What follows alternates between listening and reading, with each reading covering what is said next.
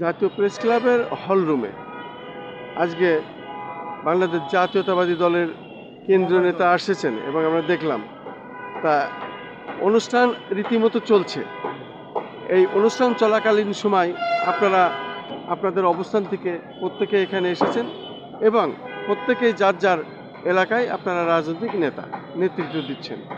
এই প্রসঙ্গে বাংলাদেশের বর্তমান প্রেক্ষাপটে আগামীতে জাতীয় সংসদ নির্বাচন হবে, যদি আপনারা একটু বলতেন এই বিষয়ে আপনারা কেমন ধরনের লোক চাচ্ছেন, কেমন বাংলাদেশ দেখতে চান, আপনি আপনার নাম পরিচয় একটু বলুন।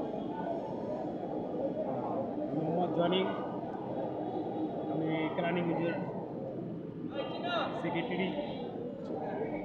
আমরা আগামী জাতীয় নির্বাচনে একটা সুন্দর অবাধ নির্বাচন চাচ্ছি। দীর্ঘ 17 বছর একটা রাজনীতি করে গেছে, সেই রাজনীতিকে আমাদের জনগণ সেটা ভোগ করতে পারেনি, যে ভোটের অধিকার সেটাও করতে পারেনি।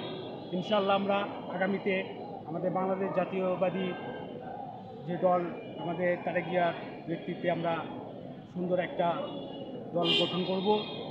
জনগণের যে ভোটের অধিকার আমরা সেটা দিব, আমরা সে আশা করছি।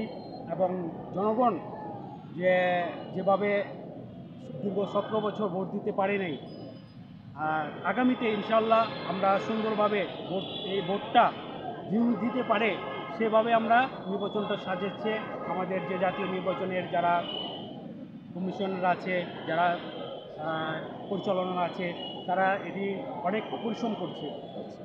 সো আমরা চাচ্ছি না যে দীর্ঘ 17 বছর যে স্বৈরাচার সরকার যেভাবে করে গেছে, আমরা সেভাবে আমরা এই দেশকে চাই না। আমরা দেশ সুন্দরভাবে চাই, জনগণের যেমন ভাতের অধিকার, যেভাবে জনগণ সুবিধা থাকবে সেই লক্ষ্য করে আমরা রাজনৈতিক আমাদের বাংলাদেশ জাতীয়বাদী দল তারেক রহমানের নেতৃত্বে আমরা আগামীতে আমরা এই রাজনীতি করার গড়া করব। আপনাকে অনেক অনেক ধন্যবাদ।